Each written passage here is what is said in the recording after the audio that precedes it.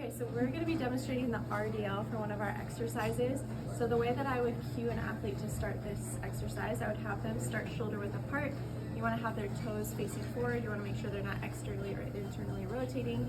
They want to have a nice posture while they're doing this. They can either hold it with a bar in the front, or dumbbells at the side, or a trap bar or kettlebells. There's so many different modalities that they can use. But I'm going to demonstrate that right now. So shoulder width apart, feet facing forward. I want to make sure my spine is flat the whole time, having a neutral spine. I instruct athletes to imagine that they have a resistance band around their waist, and if I'm behind them, you want to imagine that I'm pulling it back and their hips will go back. And so I tell them it's more of a hinge movement versus a squat. So I'm going to go ahead and show you that right now. So I'm going to hinge here at the hips.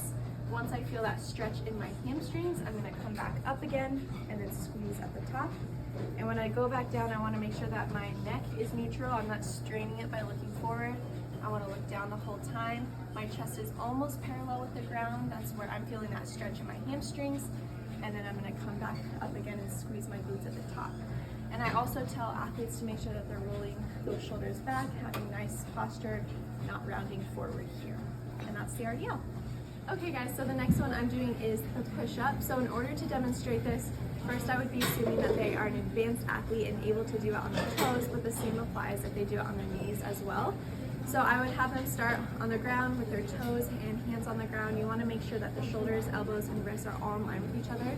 You don't want the wrists to come too far forward or too far back, that way you don't cause strain on the rotator cuff.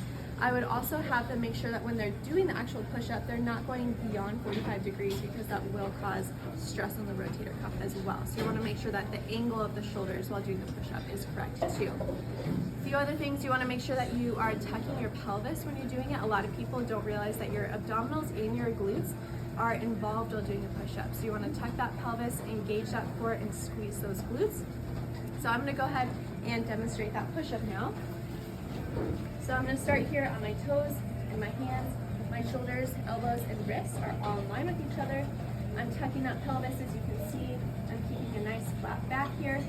And I'm going to make sure that my neck also stays neutral. I don't want to be looking up or too far down. So I'm going to go ahead and show you. Going down and up again. The angle of my arms isn't too flared out, that way my shoulders are staying protected there. So I'll show you one more time. And just like that. And that's how you do a push-up.